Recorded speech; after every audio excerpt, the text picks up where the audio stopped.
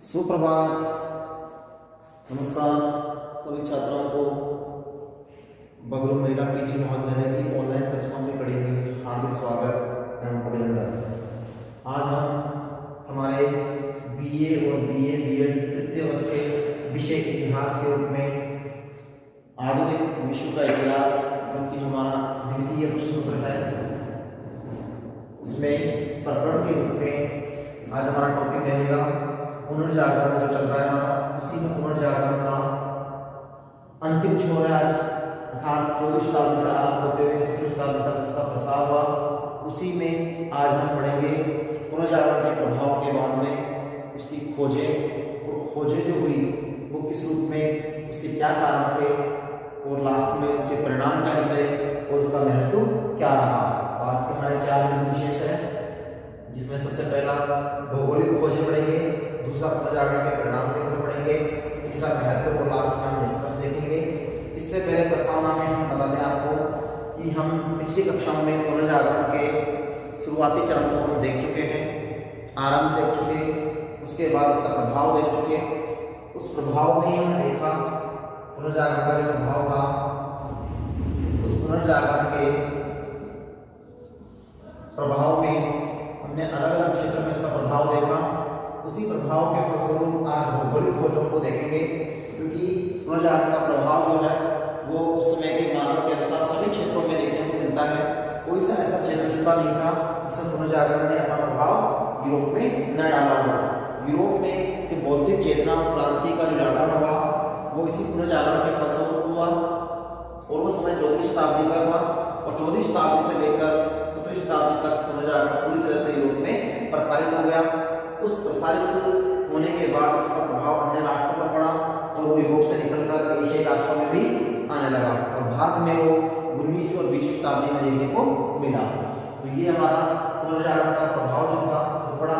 अब पढ़ेंगे पुनर्जागरण के दौरान की गई भौगोलिक खोजें और अनुसंधान, यानी नए नए खोजें करने के लिए कौन कौन से नाविक और यात्री जो है यात्रा वृत्तांत के रूप में उन्होंने अपना वर्णन लिखा, जिसमें विशेष रूप से यूरोप के सांस्कृतिक पुनर्जागरण व धार्मिक जागृति के लिए यूरोप के नाविकों का महत्वपूर्ण उल्लेखनीय स्थान रहा, क्योंकि वहाँ के नाविकों के द्वारा समुद्री यात्राओं के माध्यम से भ्रमण करते हुए अलग अलग जगह जाकर अलग अलग महाद्वीपों व देशों की खोज की, और उसी के परिणाम स्वरूप नवीन खोजें और नवीन यात्राओं के आधार पर नवीन अनुसंधान किए गए, जिन्हें हम ये कह सकते हैं कि उनकी खोजें और उनकी खोजों के परिणाम स्वरूप नवीन मार्गों का जो आविष्कार हुआ वो अपने आप में विशेष उल्लेखनीय था, जिससे व्यापार और व्यवसाय में भी योगदान मिला। अतः यूरोप की एक विशेष जाति जिसको हम कहते हैं जो नाविक के रूप में थे, वो थे पुर्तगाली। कौन थे? पुर्तगाली। पुर्तगाली नाविकों ने विशेष योगदान दिया अपनी भौगोलिक यात्राओं में, और उनके द्वारा सर्वप्रथम भौगोलिक यात्राएं करते हुए नवीन मार्गों की खोज की, और नवीन मार्गों के साथ साथ नए स्थानों को भी खोजा। यूरोप की पुर्तगाली जाति जो है वो इसमें अमूल्य योगदान उसका माना जाता है। भौगोलिक खोजों के महान महत्व को ध्यान में रखते हुए यूरोप वासियों ने एशिया महाद्वीप और उसके नवीन देशों को खोजा। जैसे उदाहरण के रूप में भारत की खोज 1498 में जो की गई थी वो वास्को डी गामा के द्वारा की गई थी, और वो कौन था? वो एक पुर्तगाली नाविक था। तो ये अपने आप में उदाहरण है कि पुर्तगालियों के द्वारा 14वीं शताब्दी में भारत में नवीन खोज के रूप में इसको पहचान दी। उसी के साथ साथ उसने अन्य महाद्वीपों को भी खोजा, जिसे नवीन महाद्वीप के नाम से भी जाना जाता है, जो व्यापार की दृष्टि से खोजा गया, और उसका नाम था अमेरिका। अमेरिका जो है उसकी खोज भी पुर्तगाली नाविकों और बाद में स्पेन वासियों के माध्यम से इसको आगे प्रसारित करते हुए एक व्यापार की दृष्टि से इसको खोजा गया। तो ये था भौगोलिक खोजें और अनुसंधान। अब आखिर इसके पीछे क्या कारण थे कि ये खोजें समुद्री मार्गों से ही की गई? तो देखिए, पहला काम तो ये मान सकते हैं हम कि उस समय विशेष रूप से जो मार्ग था वो थल मार्ग से भी कहीं ज़्यादा जल मार्ग का विशेष महत्व था, इसलिए समुद्री मार्गों के माध्यम से खोजें होना आरंभ हुई, और उसके पीछे अनेक कारण थे। जिसमें हम कारणों की चर्चा करें तो समुद्री मार्गों की खोज के पीछे कारणों का पहला कारण था यूरोप वासियों का आर्थिक लाभ। यूरोप वासी अपने व्यापार को प्रसारित करने के लिए एक देश से दूसरे देश में अपने व्यापार को बढ़ाना चाहते थे, इसीलिए उन्होंने आर्थिक लाभ को ध्यान में रखकर नाविकों को यात्रा के आधार पर एक देश से दूसरे देश में भेजा। तो पहला हो गया आर्थिक लाभ। नंबर 2 जो है वह पुनर्जागरण का प्रभाव। पुनर्जागरण के प्रभाव के फलस्वरूप भी नवीन खोजों को प्रोत्साहन मिला और नई नई खोजें नाविकों के द्वारा की गई। तो पुनर्जागरण का प्रभाव उस भी क्षेत्रों में रहा, जैसा कि हमने पढ़ा सबसे पहले साहित्य में पढ़ा। साहित्य ये विशेषता, साहित्य को हमने 5 भागों में पढ़ा। उसके बाद हमने पढ़ा उसमें कला के क्षेत्र में, कला में भी हमने 4 भागों में पढ़ा। और उसके बाद कला के बाद विज्ञान, और विज्ञान में भी हमने वैज्ञानिकों के अनुसार इसको अलग अलग भागों में पढ़ा। तो कला, साहित्य, विज्ञान के आधार पर जब विकास हुआ, पुनर्जागरण का प्रभाव दिखाई दिया, उसी के फलस्वरूप नई नई यंत्रों और नई नई मशीनों का जब आविष्कार हुआ, तो उसी के फलस्वरूप समुद्री मार्गों से पुर्तगालियों ने अपने व्यापार को बढ़ावा देने के लिए अन्य राष्ट्रों पर भ्रमण करना शुरू किया। अगला कारण था तीसरा, पश्चिमी यूरोप के नवोदित राज्य। पश्चिमी यूरोप में बहुत से ऐसे नए राज्य जो है उदय हो रहे थे, इसलिए उन राज्यों का फैलाव जो है उसी दृष्टि से हुआ पुनर्जागरण के प्रभाव के फलस्वरूप। तो ये भी अपने आप में कारण रहा। चौथा है कुतुबनुमा का आविष्कार और उन्नत नौकायान। देखिए हमने कल पढ़ा था पिछली क्लास में, वैज्ञानिक खोज के रूप में कुतुबनुमा जो थी घड़ी, उसका आविष्कार जो किया गया, जिसका आविष्कार प्रसिद्ध यात्री मार्को पोलो ने किया था। किसने किया था? Marco Polo. मार्को पोलो ने समुद्री यात्राएं करते हुए अनेक नए क्षेत्रों को खोजा और उसके लिए शहर और शहर बनाने के लिए उन्होंने इसका आविष्कार किया, कुतुबनुमा यानी यंत्र का आविष्कार किया।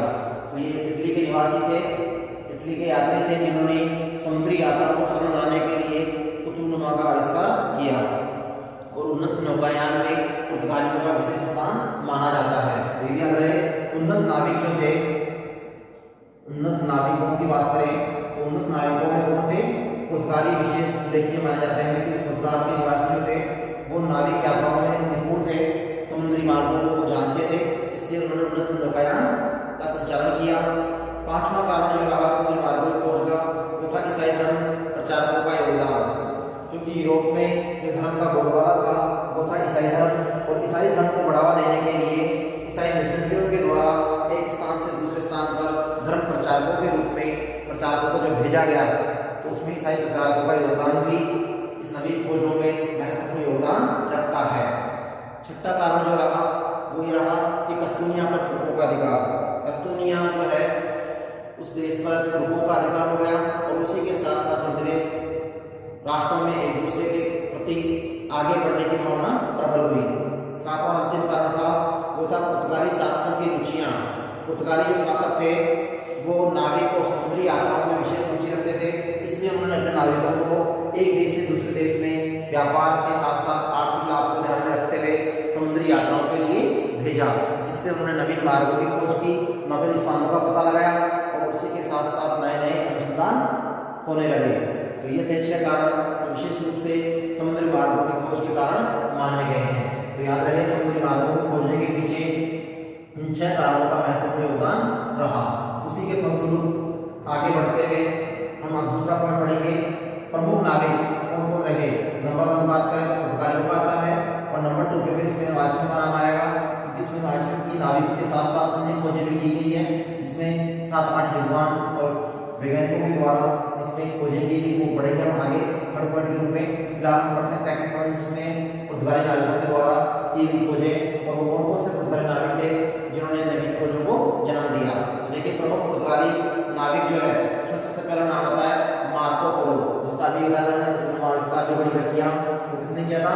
मार्को पोलो ने किया था। तो number 1 Marco Polo. Marco Polo के द्वारा कुतुबनुमा का आविष्कार किया गया। इसी के साथ साथ समुद्री यात्राओं के माध्यम से इसने नई चीजों को भी खोजा, इसलिए इसका विशेष रूप से नाम उल्लेखनीय आता है, क्योंकि ये इटली का निवासी था और जो विभिन्न देशों से व्यापार करने के लिए उसके सिलसिले में समुद्री यात्राएं किया करता था। जैसे जैसे मार्को पोलो आगे बढ़ता गया, उसने नवीन देशों की खोज के रूप में जैसे एशियाई राष्ट्रों में चीन, जापान तथा पूर्वी द्वीप समूह की यात्रा की। मार्को पोलो ने अपनी यात्रा का वृत्तांत जो लिखा वो अपनी पुस्तक में लिखा, और 1271 ईस्वी में इटली के वेनिस नगर को वहां से उसने यात्रा का आरंभ किया। 1271 में इटली के वेनिस नगर से अपनी यात्रा का आरंभ किया।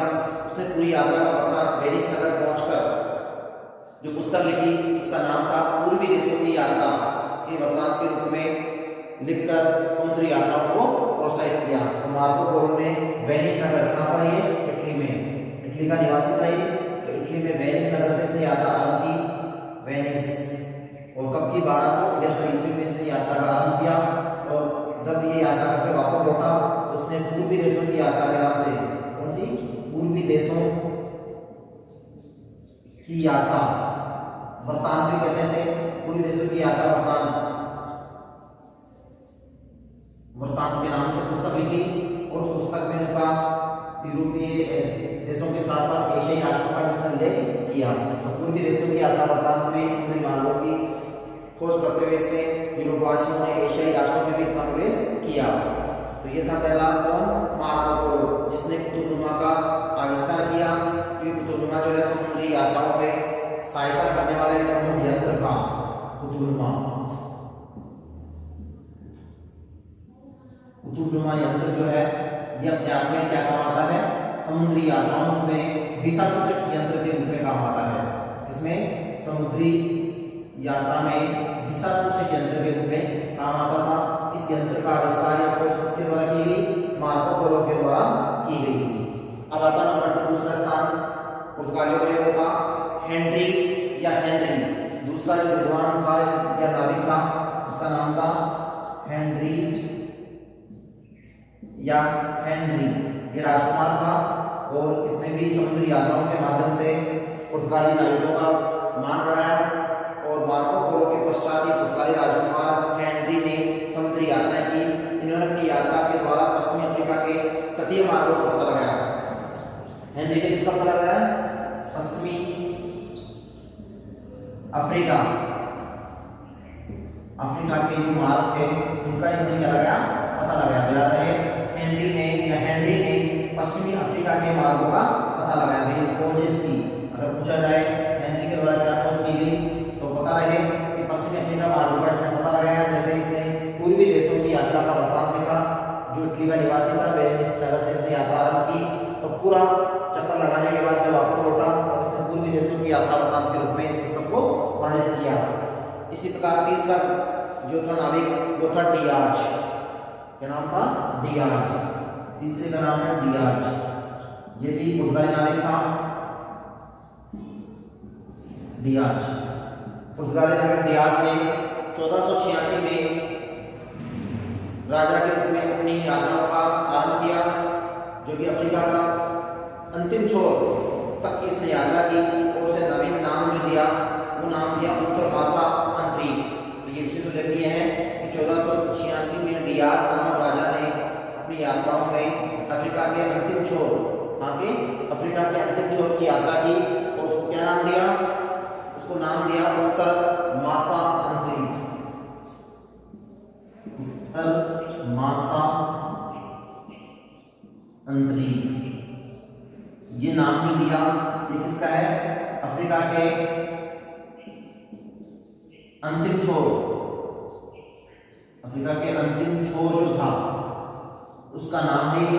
अफ्रीका के अंतिम छोर का नाम है उत्तर मासा अंतरिक। और ये डियाज नामक नाविक ने 1486 में, याद रहे 1486 में इसने यात्रा को आरंभ करते हुए यहाँ पर एक राजा के रूप में समुद्री यात्राएं की और उत्तर मासा नामक द्वीप की खोज की, क्योंकि अफ्रीका का अंतिम छोर था। अंतिम छोर का मतलब किनारा, अफ्रीका के अंतिम किनारे पर जाकर इसने यात्रा की और उसको नाम क्या दिया, उत्तर मासा अंतरिक। तो ये थे तीसरे डियाज नाम के नाविक। चौथा महत्वपूर्ण है जिसने विशेष खोज की, उसका नाम है, देखते हैं आगे, जो कि पुर्तगाली था। और इसने एशिया तथा पूर्वी राष्ट्रों की ओर कदम बढ़ाते हुए नवीन देशों को खोजा तथा एशियाई राष्ट्रों में उस देश को खोजा जिस देश में निवास करते हैं। तो बताइए कौन था वो, पुर्तगाली नाविक वास्को डी गामा। कौन था, पुर्तगाली नाविक वास्को डी गामा, जो भारत में दक्षिण में आया, दक्षिण के पश्चिम में कालीकट बंदरगाह बनाया। तो नंबर 4 पर था पुर्तगाली नाविकों में Vasco D gamma. Vasco D gamma, Vasco D gamma जो था ये 1498 में भारत आया था, 14 मई 1498।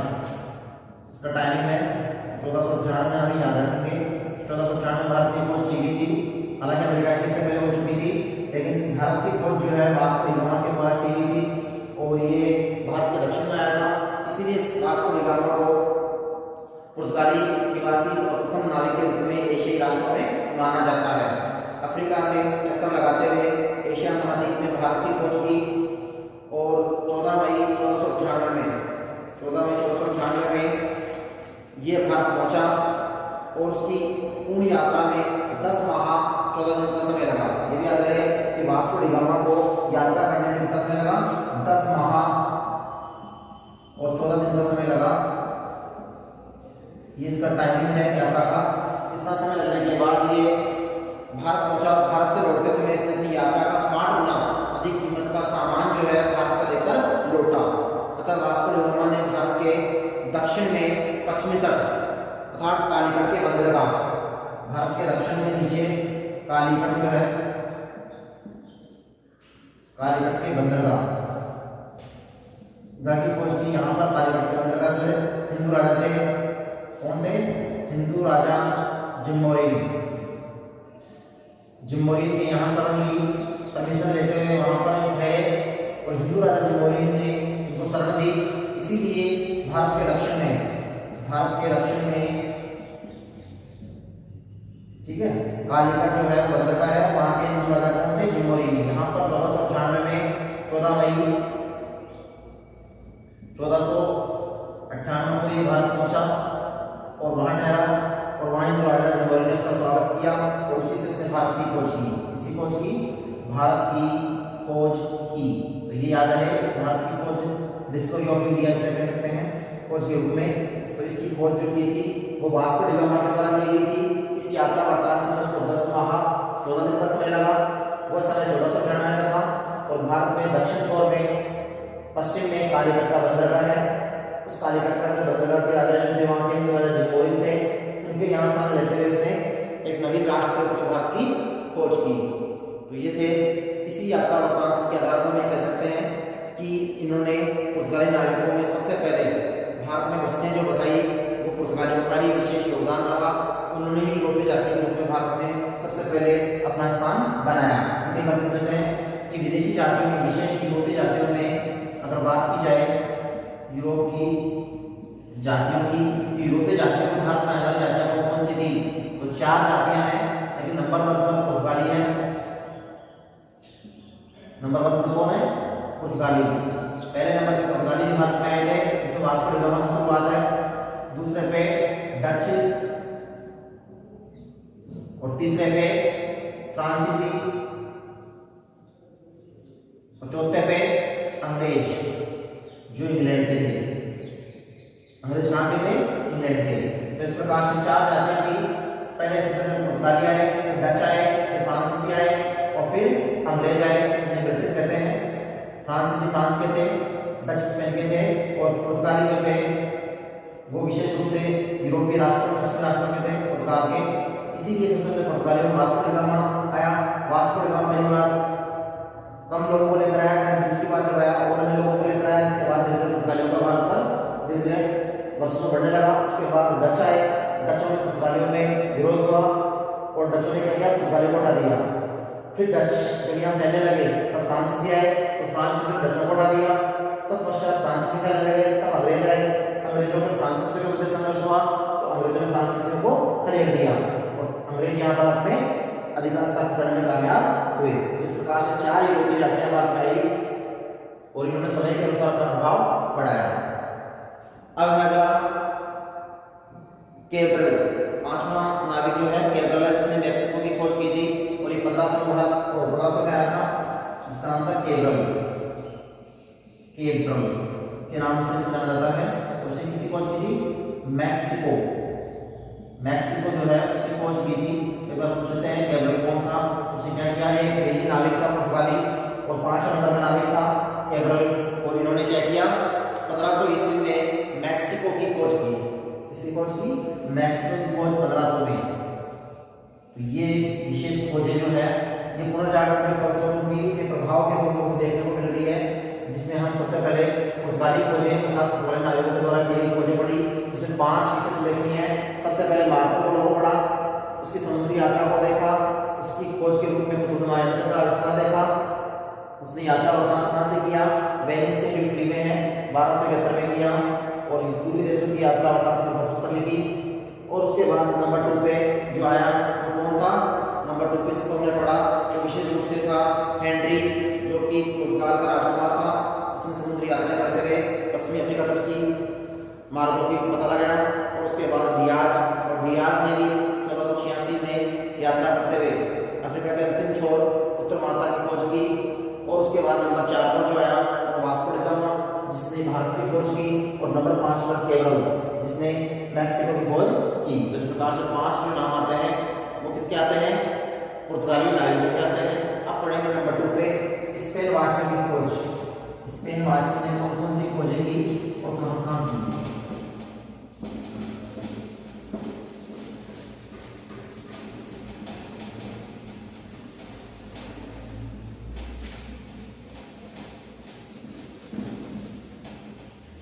देखिए नंबर पुर्तगाली खोज के अब पढ़ रहे हैं स्पेन वासियों के, विशेष रूप से यहाँ से आने वाले जातों में कौन थे और उन्होंने क्या खोजेंगे। इसमें 7-8 देशों के नाम पढ़ेंगे जो नाविक के रूप में थे, जिन्होंने खोजेंगे। इसमें कौन कौन से थे? देखिए स्पेन वासियों में सबसे पहले कोलंबस का नाम आएगा।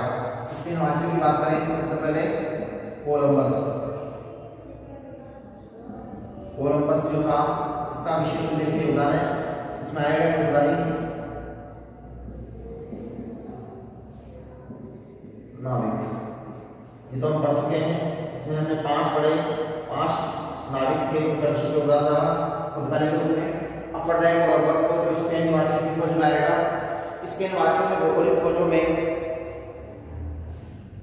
विशेष रूप से यश दिलाने का जो कार्य किया वो कोलंबस ने किया। फिर कोलंबस मूलतः इटालियन था, किंतु वह जेनेवा में रहने लगा और स्पेन के राजा जॉर्ज फर्नांडिस तथा रानी इसाबेला, स्पेन के राजा जो थे जॉर्ज फर्नांडिस और वहाँ की जो रानी थी इसाबेला, उनकी सहायता से उसने 3 अगस्त 1492 में कोलंबस ने स्पेन की यात्रा शुरू की, अर्थात कहाँ से शुरू की? स्पेन से उसने यात्रा शुरू की। स्पेन से यात्रा की 3 अगस्त 1492, जिसके सहयोग से वहां के राजा फर्नांडिस और रानी इसाबेला नाम था कई बार, और राजा का नाम फर्नांडिस,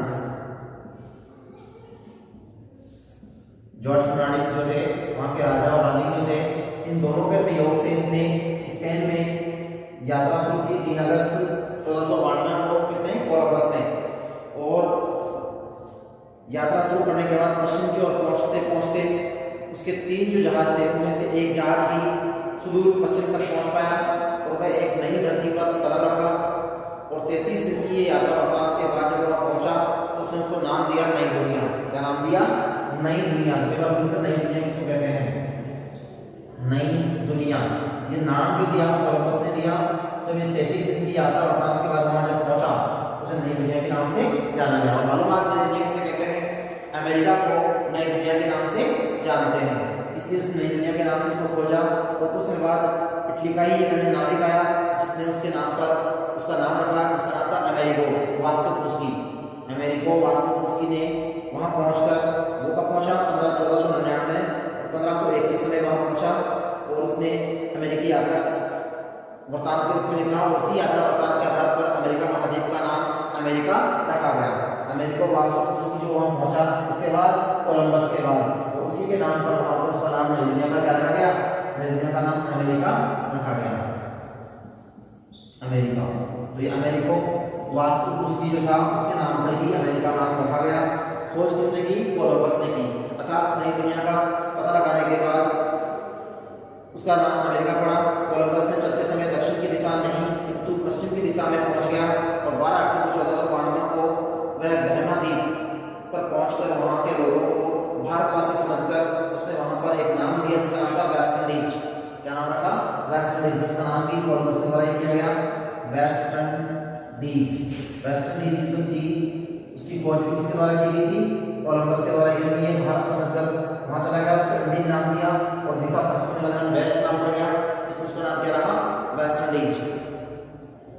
वेस्ट इंडीज, इसको इंडीज भी कहते हैं। कई बार पूछते हैं कि वेस्ट इंडीज नाम क्यों रहा? क्योंकि उसने उसको इंडीज समझकर नाम दिया कि वेस्ट इंडीज दिशा पश्चिम, तो उसका नाम रखा वेस्ट इंडीज।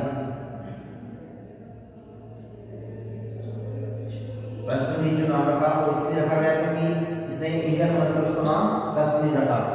उसके बाद अमेरिका जो है उसका नाम अमेरिको वास्तुपुस्की के नाम से रखा गया। 1499 से 1501 ईस्वी में लैटिन भाषा में उसने अमेरिका की यात्रा का वर्णन लिखा और इसी यात्रा वृत्तांत से उस महाद्वीप का नाम अमेरिका महाद्वीप जाना गया या रखा गया। दूसरा है जॉन पोवर्ट। कोलंबस के बाद दूसरा जो नाविक है वो है जॉन पोवर्ट। जॉन पोवर्ट जो है वो इसमें वासियों में दूसरा नाविक है। ये भी एक पुर्तगाली था, लेकिन उसको भी पहले वहीं का बताया गया है, लेकिन बाद में चला गया। इस प्रकार ये भी एक पुर्तगाली था जो बाद में स्पेन के राजा फर्नांडिस के यहाँ चला गया और गर्म मसालों के व्यापार के सिलसिले में राज्यों में वह मार्गों की खोज में निकल पड़ा। मैगलन ने दक्षिण अमेरिका के जलडमरू मध्य में प्रवेश कर एक नवीन महासागर को खोजा जिसका नाम प्रशांत महासागर दिया गया। मैगलन इसकी भी यात्राएं विशेष देखने में जाती है। मैगलन जो था वो भी इसी के समय था और उसने भी महत्वपूर्ण यात्रा करते हुए एक प्रशांत महासागर जो है उसकी खोज करते हुए उसको खोजा, अर्थात उसने समुद्री यात्राएं करते हुए यहाँ पर प्रशांत महासागर उसको नाम दिया। प्रशांत महासागर मैगलन फिलीपींस द्वीप पहुंचा और वहाँ पर उसका लोगों ने झगड़ा हो गया और उसकी वहाँ पर हत्या कर दी गई। तो ये था मैगलन जो विशेष रूप से उल्लेखनीय है, क्योंकि जॉन पोवर्ट के बाद मैगलन का विशेष उल्लेख है क्योंकि जॉन पोवर्ट अफ्रीका निवासी था और उसने पश्चिम में कनाडा के समुद्री तट की खोज की थी। किसकी खोज की थी? नंबर 3 पे ये है। नंबर 2 इसने पश्चिम में समुद्री तट की जो खोज की, समुद्री तट की खोज की, ये इसके द्वारा की गई थी, जॉन पोवर्ट के द्वारा की गई थी। समुद्री तट की खोज और कहाँ पर? पश्चिम में कनाडा के समुद्री तट की खोज। तो ये भी याद रहे, जॉन पोवर्ट के द्वारा समुद्री तट की खोज की गई थी कनाडा में। कनाडा के समुद्री तट की खोज किसने की? जॉन पोवर्ट ने। और मैगलन जो है तीसरा महत्वपूर्ण स्पेन वासियों में माना जाएगा। मैगलन ये पुर्तगाली नाविक था जो स्पेन के राजा के बताया मैंने आपको कि गर्म मसालों के व्यापार के सिलसिले में गया था और इसने यहाँ पर अमेरिका के जलडमरू के मध्य में प्रवेश कर एक नवीन महासागर को खोजा जिसका नाम था प्रशांत महासागर। क्या नाम था? प्रशांत महासागर। मैगलन ने प्रशांत महासागर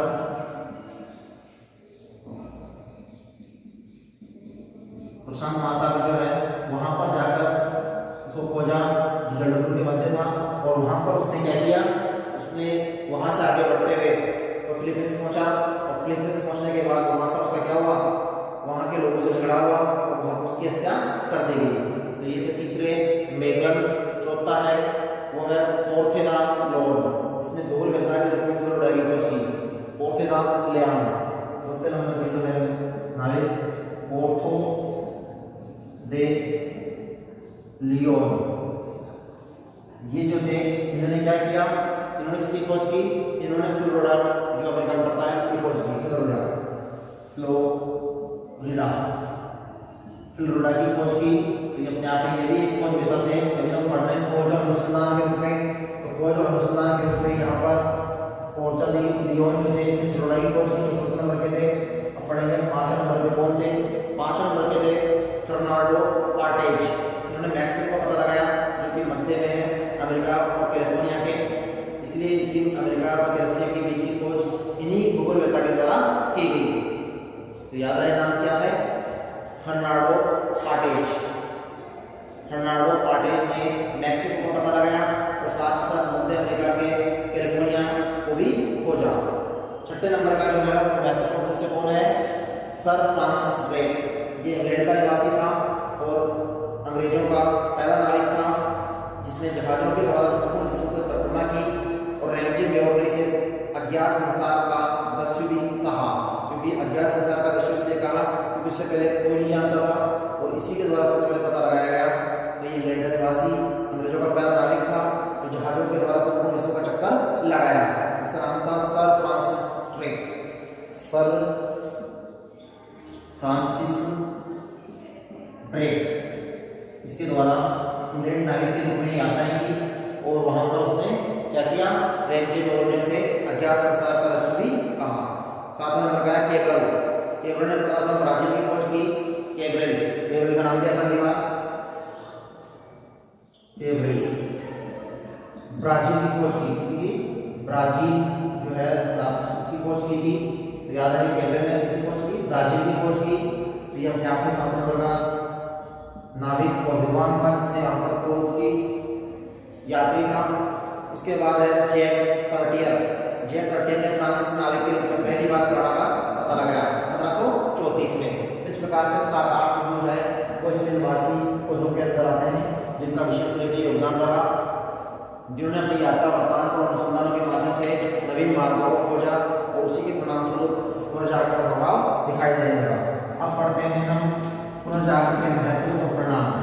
देखिए पुनर्जागरण का परिणाम क्या है, पुनर्जागरण के परिणाम को देखते हैं और उसके बाद उसके महत्व के रूप में पुनर्जागरण कहाँ तक सही रहा और उसका प्रभाव कहाँ तक फैला।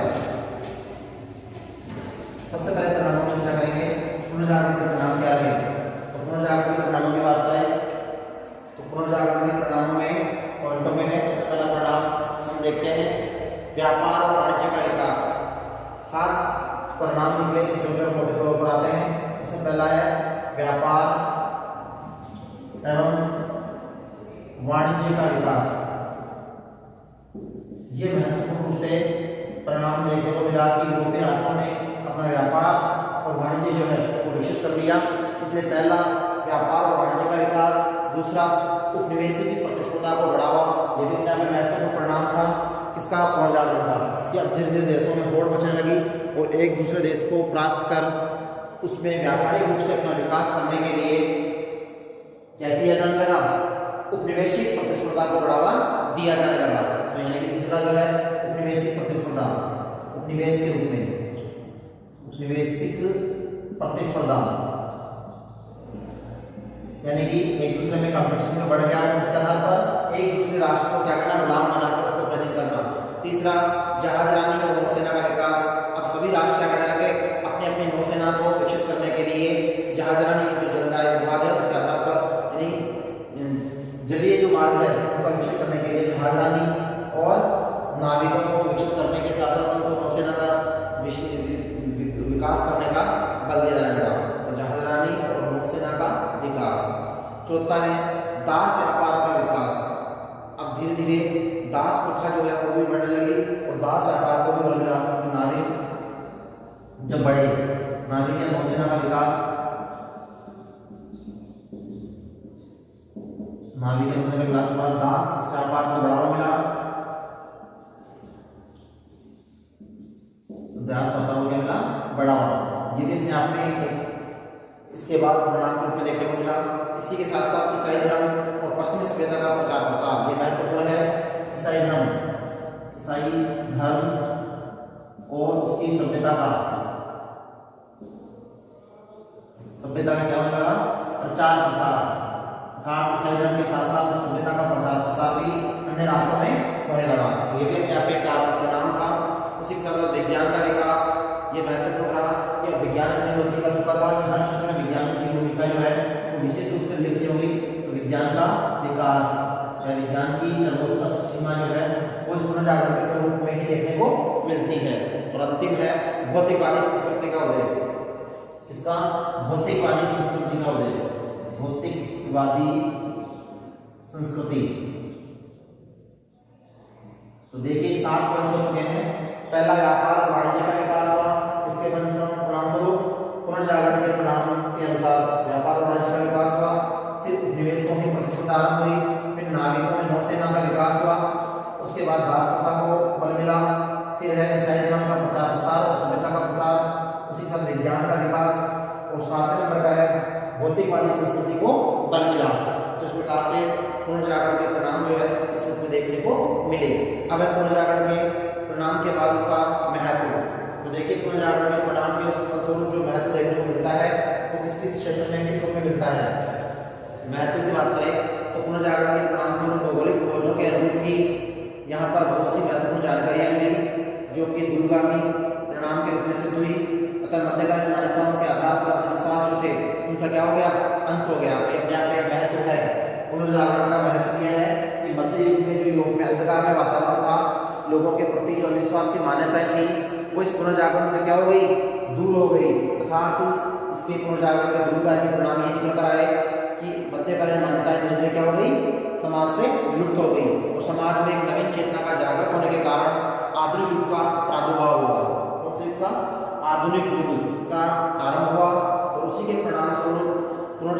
जो है वो अपने आप में कई कारणों से महत्व रखता रहा, जिसमें विशेष रूप से अगर पॉइंटों की बात करें तो इसका महत्व हम अलग अलग कारणों में देख सकते हैं। जैसे पहला है विचार स्वतंत्रता और वैज्ञानिक दृष्टिकोण का उत्थान। महत्व में पहला पॉइंट है विचार स्वतंत्रता। क्या करना? विचार की स्वतंत्रता, और उसी के साथ साथ क्या, विचार स्वतंत्रता के साथ साथ वैज्ञानिक दृष्टिकोण को उत्थान किया गया और उसको बल मिला। दूसरा भौतिकवादी दृष्टिकोण का विकास, ये तो अपने आप में महत्वपूर्ण है, जो कि इसके परिणामों का भी परिणाम है और साथ ही साथ महत्व में भी है कि भौतिकवादी विचारधारा को बल मिला। इसको मिला भौतिकवादी विचारधारा।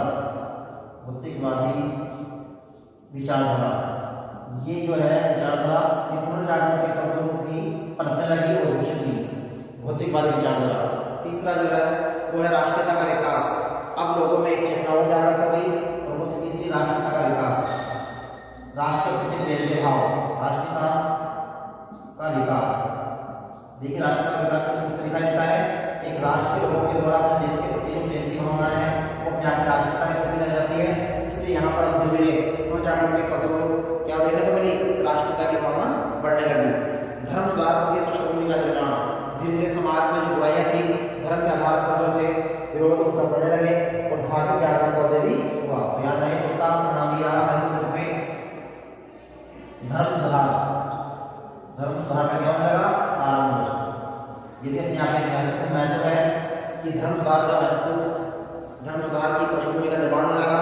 उन्नत पाठ्यक्रम, शिक्षा को बढ़ावा दिया जाने लगा। तो ये भी महत्वपूर्ण जागरण के द्वारा जो पाठ्यक्रम रखा गया शिक्षा के अंदर, उस शिक्षा में उन्नत पाठ्यक्रम, उन्नत पाठ्यक्रम यानी कि शिक्षा को बढ़ावा देने के लिए पाठ्यक्रम रखा गया, उचित और व्यवस्थित रखा गया, जिसके आधार पर सभ्य नागरिक तैयार किए जा सके। और उसी के साथ साथ अन्य और भी कई कारण थे या परिणाम थे जिससे इसका महत्व देखने को मिलता है। उस प्रकार शिक्षा जो है वो इसके महत्व के पॉइंट है, जिसके आधार पर हम पुनर्जागरण के महत्व को जान सकते हैं। पहला विचारों की स्वतंत्रता और अपनी वैज्ञानिक दृष्टिकोण को अपनाने पर बल देना। दूसरा भौतिकवादी विचारधारा को बढ़ावा मिला। तीसरा अंतरराष्ट्रीयता का विकास देखने को मिला। चौथा धर्म में सुधार के लिए धर्म सुधार आंदोलन आरंभ लगे। पांचवा शिक्षा को उन्नत बनाने के लिए उसके पाठ्यक्रम को बदल दिया जाने लगा।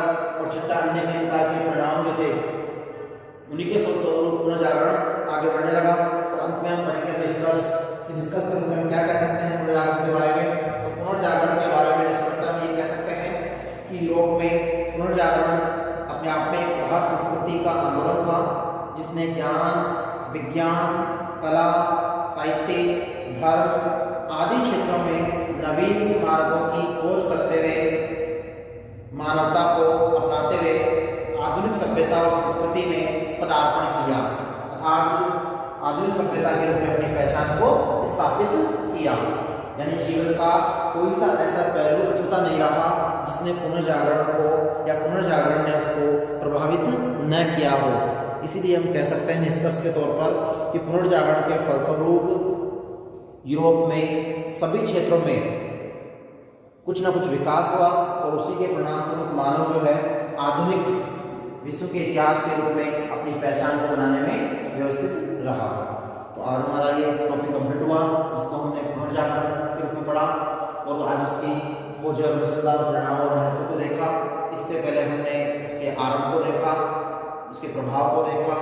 तो इस प्रकार से ये हमारे द्वितीय प्रश्नपत्र का पहला टॉपिक जो है वो कंप्लीट है। नेक्स्ट अगला हम पढ़ेंगे यूरोप में धर्म सुधार आंदोलन, जो कि दूसरा टॉपिक होगा। धन्यवाद।